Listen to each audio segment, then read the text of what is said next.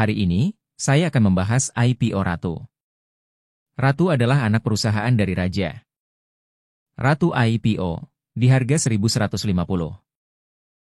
Dengan jumlah lot, 5.430.108. Pemilik dari Raja dan Ratu, adalah Hapsoro, suami Puan Maharani. Ratu bergerak di sektor energi, minyak dan gas. Ada rumor keterlibatan Prajogo Pangestu, di saham Ratu. Untuk underwriternya adalah HP dan AZ. Berikut ini, prospektus Ratu.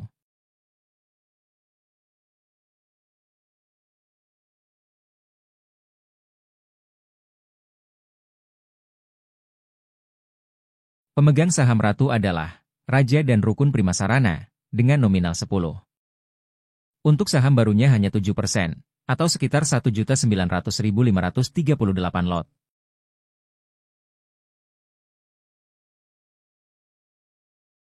Lalu, ada divestasi dari saham Raja, 3.529.570 lot.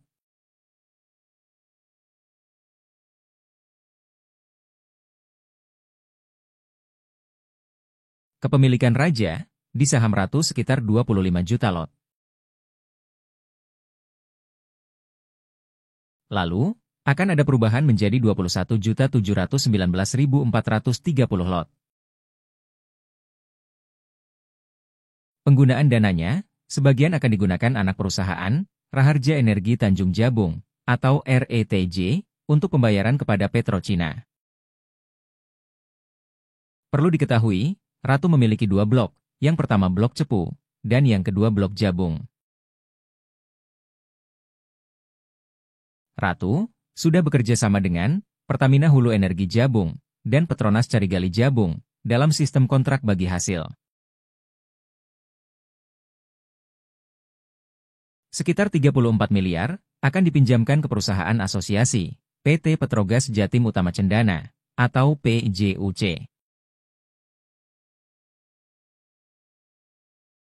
Beberapa perjanjian kerja sama Ratu Blok Cepu dengan Pertamina, Petrogas, PT Blora dan perusahaan minyak lainnya. Berikut ini, penjatahan underwriternya, HP, 85% dengan 4.615.592 lot, dan AZ 15% dengan 814.516 lot.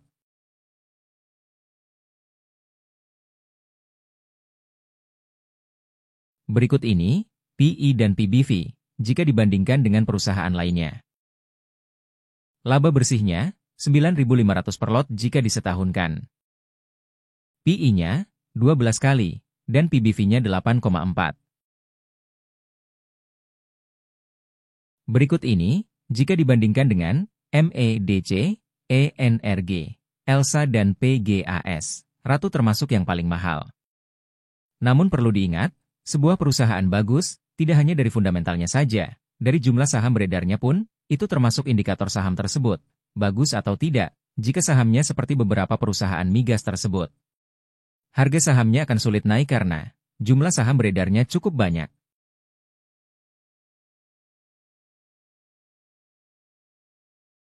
Berikut ini, laporan keuangan Ratu.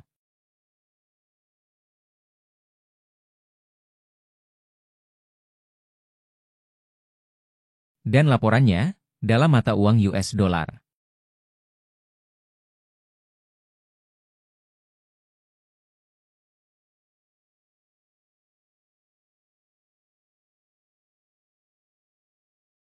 Untuk jumlah asetnya, Ratu memiliki 819 miliar.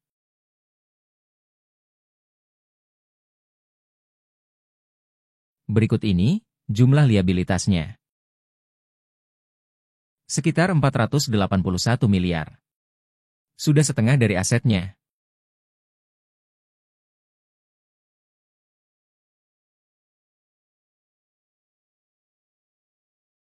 Berikut ini, jumlah ekuitasnya.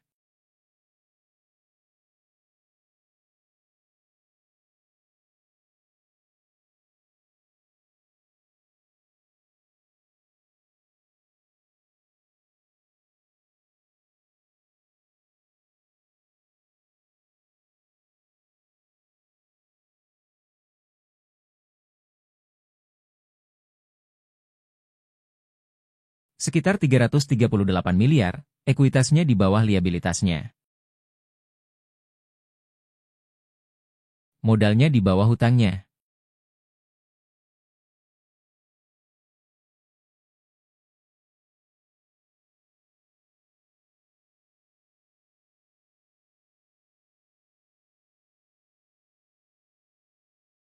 Laba bersihnya sekitar 7.438.262 US dollar.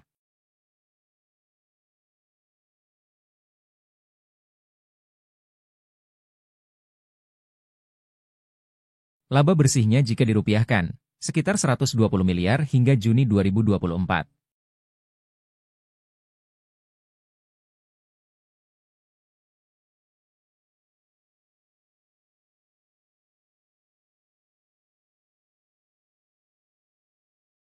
Berikut ini, pendapatan bersih Ratu, jika disetahunkan.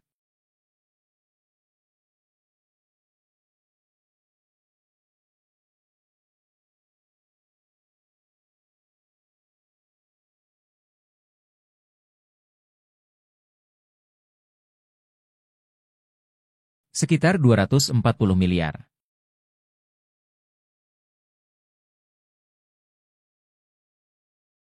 Berikut ini, laporan dividen hingga Juni 2024.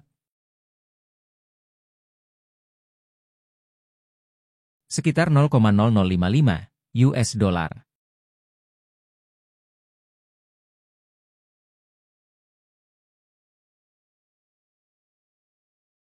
Jika dirupiahkan, dividennya sekitar 89 per lembar, atau 8.900 per lot.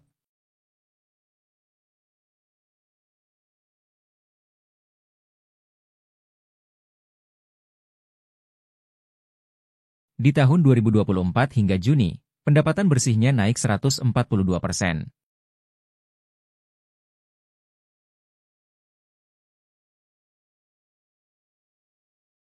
DER-nya cukup tinggi, sekitar 160%.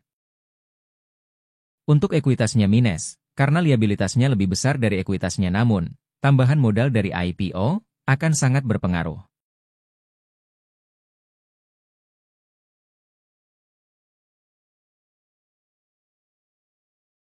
Berikut ini data kepemilikan dan kontribusi anak perusahaannya. Untuk RETJ, kepemilikannya 99% dan kontribusi terhadap laba bersihnya 58%, lalu PJUC, kepemilikan Ratu 49% dan kontribusi terhadap laba bersihnya 42%. Berikut ini, kebijakan dividen saham Ratu. Ratu akan langsung bagi dividen di tahun 2025, mulai tahun buku 30 Juni 2024. Sekitar 60% dari laba bersihnya. Berikut ini, saya akan menghitung dividen saham Ratu.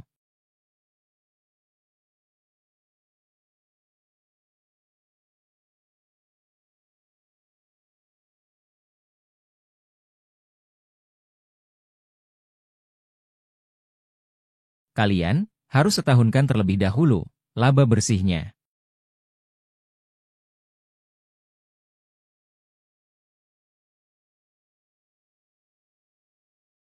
Setelah itu, kalian bagi dengan jumlah saham Ratu yang tercatat.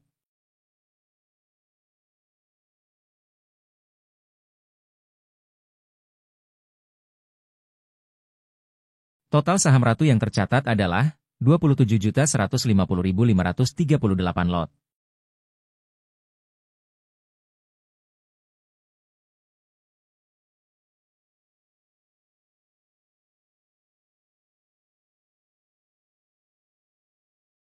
Laba bersih per lembarnya adalah 88. Lalu, tinggal kalian kali 60%.